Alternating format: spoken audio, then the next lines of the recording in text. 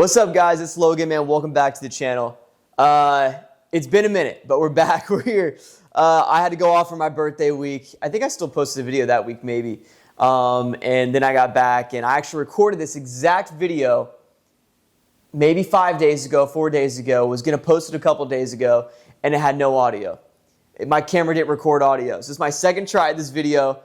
It's the same ranking and everything. I hope it works this time, man. I did a few tests, and it's actually recording audio this time. That just hurt when I was going on to edit, and I was like, why is there no... Oh, it didn't record the audio. Okay, great. Anyway, welcome to this video, man. Today we're going to be ranking my anticipation list for all 10 houses for HHN 34, baby. I'm hyped for this. They finally released all the houses. I knew that a lot of these houses were going to get announced, like the Wyatt 6, and of course Five Nights at Freddy's, but I wanted the actual descriptions to really give a true ranking. But shout out to HHN 365 for all the updates and giving me all the speculation stuff, and also to DC Thrills, my guy. They are awesome channels. Go check them out. They have some of the best HHN content out there. But let's go ahead and get into this ranking. This is my anticipation list for my top 10 houses. Now, this is just my opinion. This is not, I'm thinking about doing a separate video, and I talked about this in the last video that, of course, did get made because it had no audio. But I think I want to also do a separate list that is like my prediction ranking on where I think the houses will rank from like the best to the worst. And then I can actually compare that to my actual list at the end of the HHN season and see how close they align. But this has nothing to do with where I think the houses will rank on my actual ranking of the houses. This is just my anticipation. How excited am I for this house? So you guys probably won't agree. You're 100% not going to agree. But that's why the comment section's there, man. Go comment down below your guys' list for your most anticipated houses, and we can have a chat down there. Give this video a like and subscribe while you're at it. But let's go ahead and dive into my top 10 list. At number 10, we have Fallout. Now, Fallout is obviously, this is based off of the TV show and the games, I think is where they're going with it. But let's go to read the description. It's time to face the fallout. Face your fears in a post-apocalyptic LA devastated by nuclear war based on the hit show and game franchise Fallout. You'll travel into the vaults and be attacked by raiders alongside Lucy. You'll escape to the wasteland and confront the bounty hunter, the Ghoul. You'll even encounter Maximus with the Brotherhood of Steel and see T-60 power armor. All right. So, it says that it's based off of the show and the game franchise. I feel like it's going to mostly be based off of the show because the little banner out front of the actual house, it's that vinyl banner thing that they did for Universal Monsters Bloodlines last season. So it's not really going to be a big facade, which kind of sucks. I wish they would do more facades with these tents, but it seems like that's not what they're going to do. But anyway, this is going to be based off the show. I actually watched the show recently, and I loved it. I think it's really fun. I think it's a show that has really high highs. I love the ending to it, but also has some really low lows. Like, it gets super boring at times. It does get really repetitive at times, and it's just kind of ugh. But the highs are amazing, and I think that there's a lot of potential for this second season, which I'm really, really excited about. But for a house, I'm not too excited. Like I said, it's going to take place in the new sprung tents that they put up in the back. I think this is going to be the same exact tent that Goblin's Feast was at last year. I don't know. I don't think this is going to be a good Halloween Horror Nights house. I mean, like I said, I love this show. I think they're going to incorporate a lot of the bugs, like the cockroaches, and a lot of those, like probably that big axolotl, I think is how you say it, creature that was in the one episode where they try to get the head back.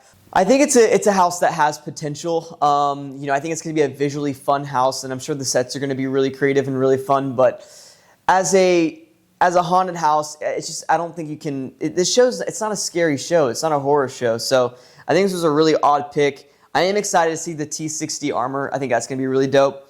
But other than that, I don't know. There's just not, especially compared to some of these other houses and other originals, I'm just not too excited about this. Number 9 for me is going to be an original property. Actually made its debut last season at Slaughter Cinema 2. Hatchet & Chain's Demon Bounty Hunters. Now, I know I'm probably in the minority here. I feel like everyone probably has this at least in their top 5. But we're going to get to why I don't in a minute. They're the outlaws from hell. In this old west town, all hell's breaking loose. Red-hot lava demons are trying to possess everyone, melting everything in their path. Your only hope? Hatchet & Chains with their mystical weapons. Now, this, like I said, was a little section, one of the B movies that was in Slaughter Cinema 2 last year. This was not one of my favorite sections to go through. It was very quick. It was a small room. The demon did look pretty cool, I guess, but it seemed kind of, it didn't seem like they put a lot of effort into that room when I feel like they put even more effort into the Mardi Gras Killer Clowns, which was my favorite part of the house, which is what you start with. And even like some of the I think there was an underwater one. There was like some really cool ones that I think they could have really, some of the sci-fi ones that they could have made into a house, and I would have preferred them make into a house over Hatchet and Chains. It's still a really cool concept. The facade looks really, really good right now. And actually, I'm glad that I'm re-recording this, I guess, in a way, because they just released a new updated photo, if I can find it, of the Hatchet and Chains facade. And it looks really dope, man. It's like you walk into like an old, like, you know, Wild West house. And I think that's really cool. I don't know. I also, too, it takes place in the sprung tents. The sprung tents, for me, aren't my favorite. I do think they work for specific properties.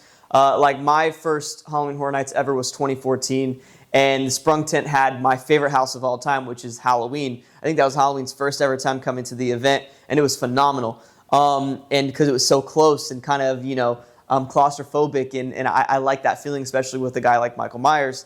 Now, I think this can really work with this. I mean, especially with Hatchet and Chains hunting these demons up and close and personal, I think could be a really fun effect. I think this house, this house for me, sorry, something's in my throat. I think for this one, this house, it's going to really rely on the characters.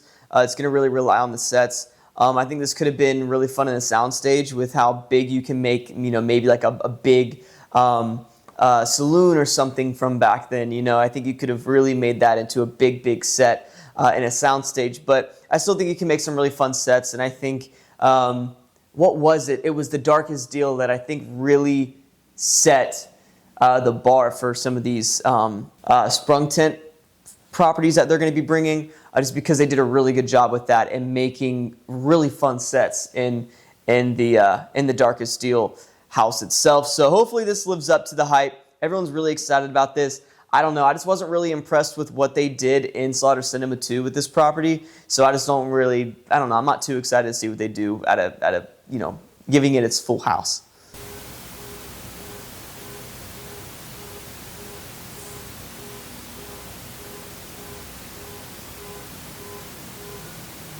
Okay, there you go. It's off. Number 8 for me is going to be Grave of Flesh, another original property. Your Dead Meat. Welcome to your funeral, where things are about to go from bad to worse. You'll enter your grave and then the underworld, where flesh eaters who feed on the dead will hunt you for all eternity. This is going to take place in a soundstage, actually, which is pretty exciting. This is going to be a house that is probably going to have a lot of smells in it, considering you are going into the underworld with all these flesh eaters and trying to hunt you for all eternity.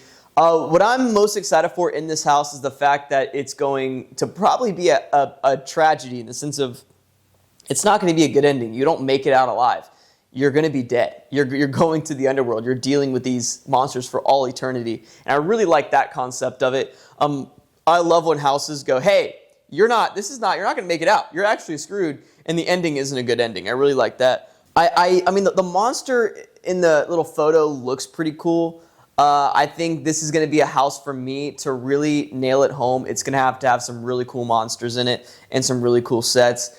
I don't know. We just don't know, at least from what I've seen, we don't really know a lot about this house. That's why on my anticipation list, it's pretty low.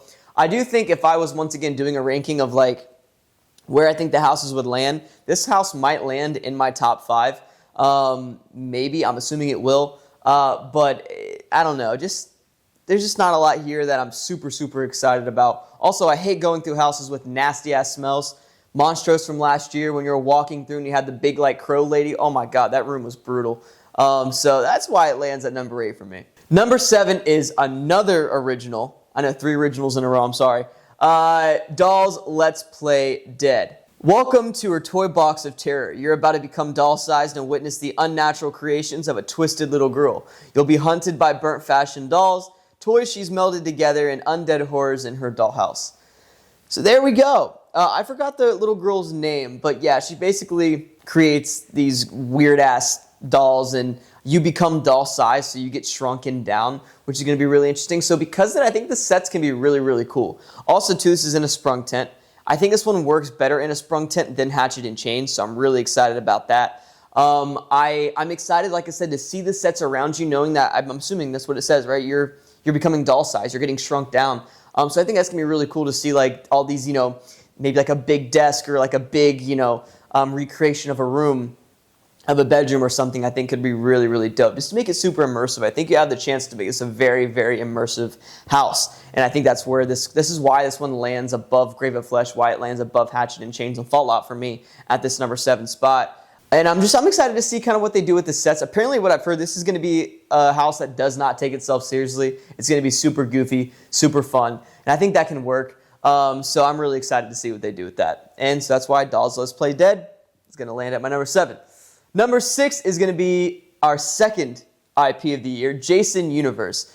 This is going to be in the Fast and Furious location, which is going to be interesting. Jason Universe, come face to face with the iconic horror villain Jason Voorhees, step into the terrifying world of the silent killer, flee through the woods and into his sinister shack, enter the summer camp where his gruesome legend began. Jason is back and nothing can save you now. The reason that this is at number 6 for me, I don't think this is going to be a great house. I know, I don't mean to be a downer. The reason that it's number 6 for me is I'm super interested to see how the hell what they're gonna do with this space, what they're gonna do with the Fast and Furious location. Oh God, I gotta change my battery. Wait, hold up. All right, sorry about that, guys. But it takes place in the Fast and Furious location, and I'm a little worried about that, man. Obviously, we've seen some bad properties there as of late, and I thought Major Suites was pretty good there. But this is just a pretty small area, and I'm really curious to see what they do with this space. I think Jason's also an IP that needs a soundstage. I understand there's a lot of other properties that need sound stages as well, like Five Nights at Freddy's. I think Terrifier could have been a sprung tent, but that's a story for another time. So I understand, but I feel like, especially with the camp setting, I feel like they did a really good job the past couple of years with the camp setting in these sound stages. Whether it's Yeti, I think A Quiet Place had a nice little camp or like a lake vibe as well at some point. And I think that just would have made it a little bit more immersive than a tent that you throw up. Now, I think what they're going to do is they change the entire layout. It's not going to be like it was for Major Suites. It seems like it's going to take the more Chucky route in the sense of I think they're going to use some of the queue for Fast and Furious as well, not just the tent. And it seems like it's going to probably go through the queue, go outside, go in the shack, and then go out again in the house. So I think that's probably the layout it's going to have. It's going to be a little bit different than what it was last year, but still, I'm worried about this house. That's why it's still number 6 for me, is because I'm worried. I'm so interested to see how the hell they're going to accomplish this. But I'm also a big Friday the 13th fan. I'm really excited to see what they do. Obviously, this takes place over, from Friday the 13th Part 2 all the way up, I'm assuming, to the remake. So I'm really excited to see what they do. Obviously, incorporating all the Jasons, all the masks. Hopefully we see Baghead Jason all the way into the remake with some of his, like they said, his most prestigious kills and moments from the franchise. And I'm really excited to see some of those moments up close and personal. And I think them incorporating that tent section is going to be really cool because it is very close together. And I think Jason can really pop out and have some fun moments there. But yeah, I don't know. I feel like this is a guy that needs a soundstage. I'm really curious, especially since I think this is Jason's first ever house on his own. Because I know he had Freddy vs. Jason. You guys let me know if I'm wrong. I think this is the only time Jason's ever had his own house. And so I don't know. I feel like a soundstage is the way to go, but very curious to see what they do nonetheless. Top 5, we're here, baby, with one of the most recent house announcements, Five Nights at Freddy's. Freddy and the gang are dying to meet you. You wouldn't last one night at Freddy's, let alone 5. You're about to be hunted by deadly animatronics Freddy, Bonnie, Chica, and Foxy as you flee through creepy, abandoned hallways. The reason that, listen, I don't think this is going to be a scary house. I don't think this is not one that I'm super excited to see coming to HHN. I know a lot of people have been wanting this to come for years and years before the movie even came out. And this is like a lot of people's dream IP. Not really for me. This is my generation, though. A lot of my friends, the games came out when I was in elementary school, and so all my buddies would play it. I've played the first three, the first two. I think it's the first three. I've played. I loved it. I would watch playthroughs all the time, but I wasn't obsessed with it. I think this is a house because it's going to be in a soundstage. I think this is a house that's going to be visually stunning. I think it's going to be unbelievable. The guys that made the animatronics for the film from Blumhouse are making the animatronics and the costumes and stuff for this house at HHN. I'm really excited for that. I think it's going to be stunning. I think it's going to be a massive set like Dead Man's Pier. I think you're going to be walking through it through the pizzeria type vibe.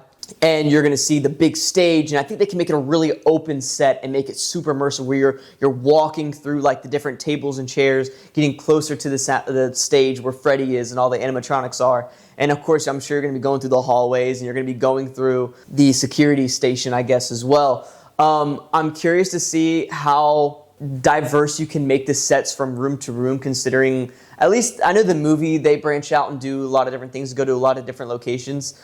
But in the games themselves, it's kind of centered around the security area. So how are you going to, at least the first game is, so how are you going to, make it to where you're not going through the same set over and over and you know what I mean, change it up a little bit. But I'm very curious, and I'm very excited. And I think this is going to be a house, once again, that's not going to be scary, but it's going to be visually stunning. And I'm going to come out of this house every time going, wow, that was just like unbelievable. And I feel like you're going to capture new stuff every time as well.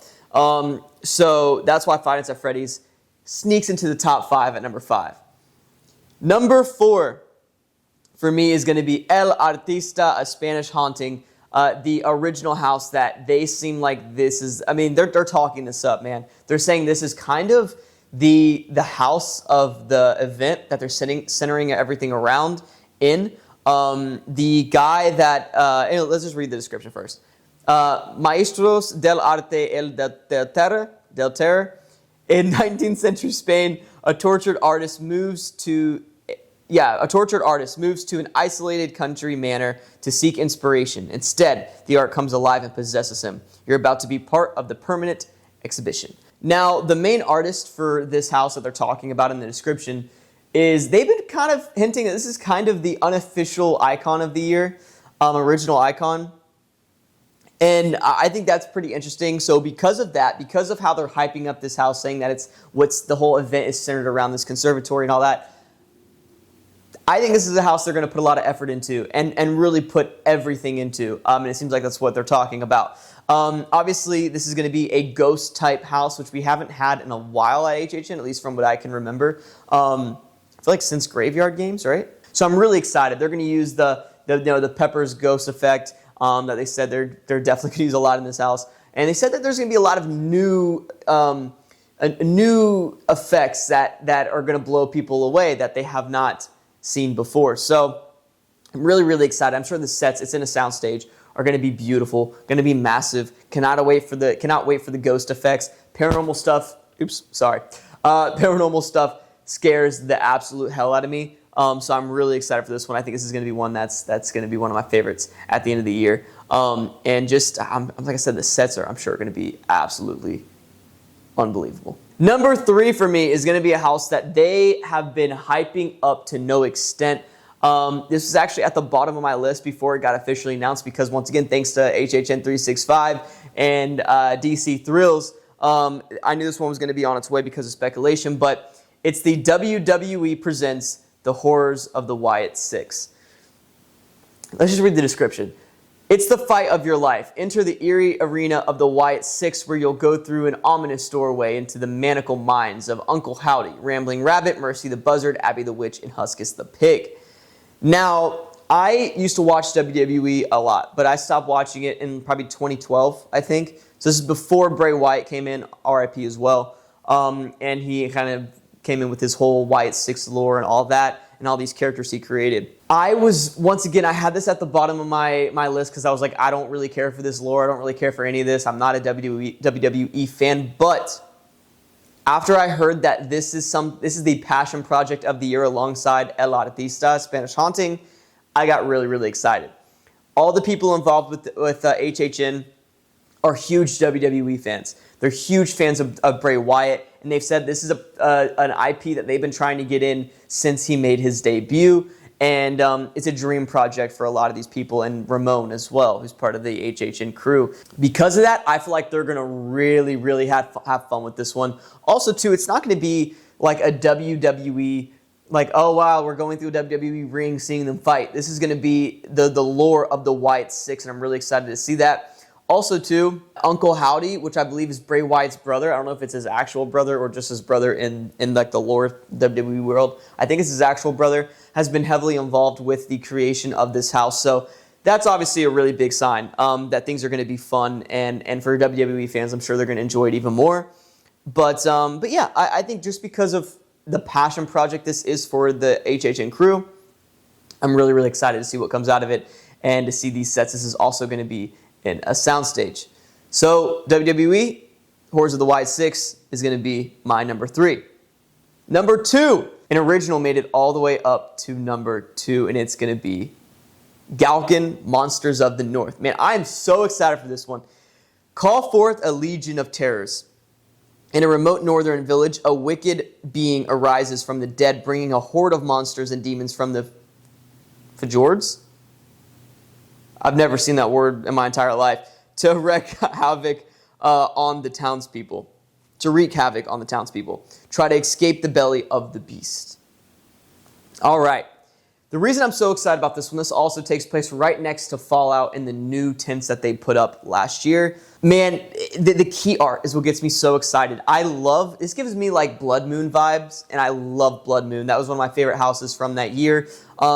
Did I do a ranking of? No, I did the ranking of last year. I didn't do the ranking of the year with Blood Moon. Blood Moon was a top 3 house for me, I believe in 32. And that was in a soundstage. This one's going to be in a tent, but these tents are massive. I mean, just the art on its own with the big Galkin creature that looks like this like old folklore type vibe.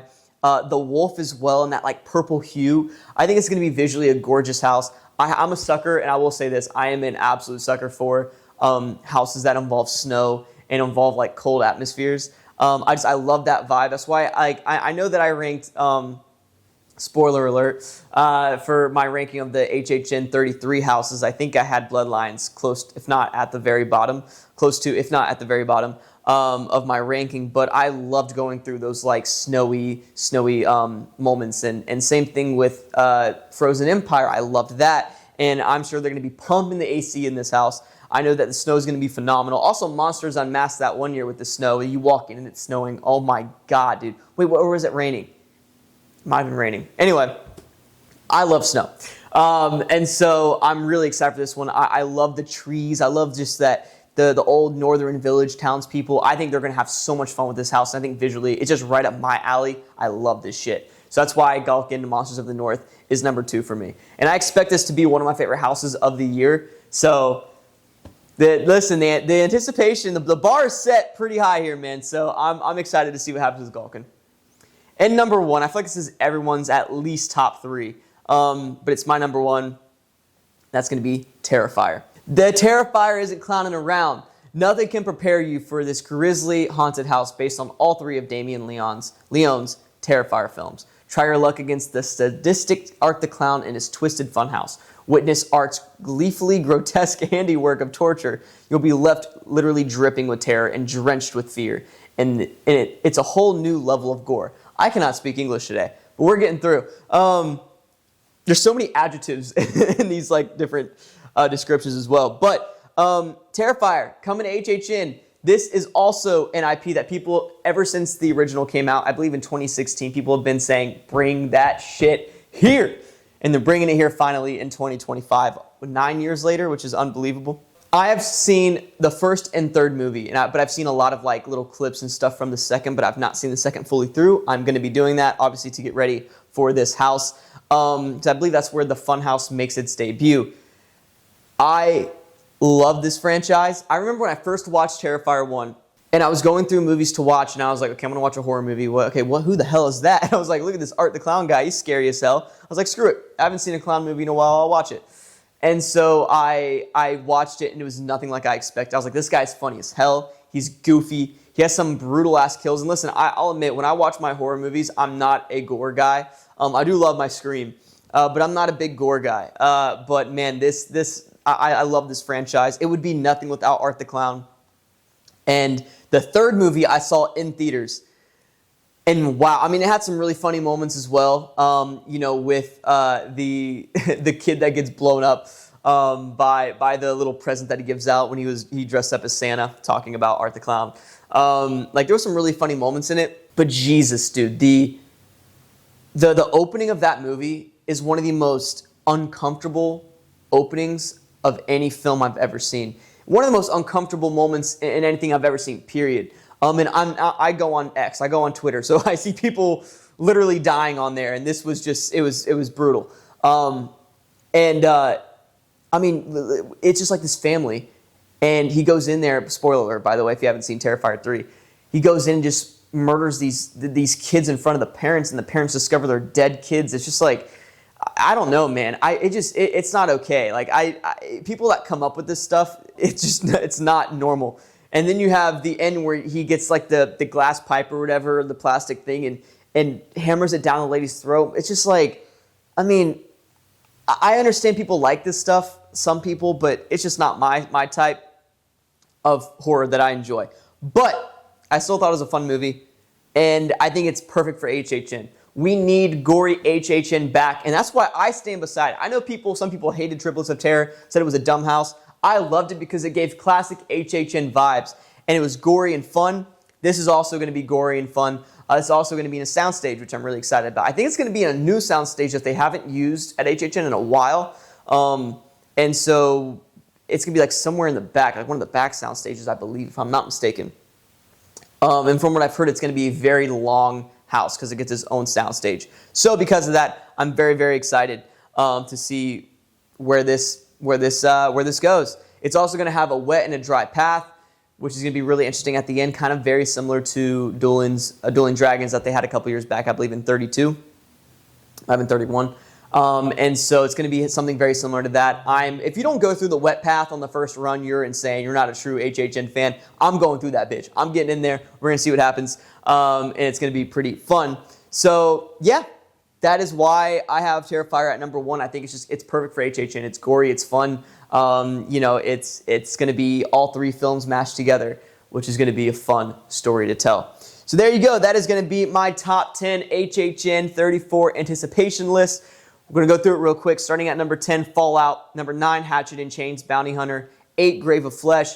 7, Dolls Let's Play Dead. 6, Jason's Universe. 5, Five Nights at Freddy's. 4, El Artista, Spanish Haunting. 3, WWE, Wyatt 6.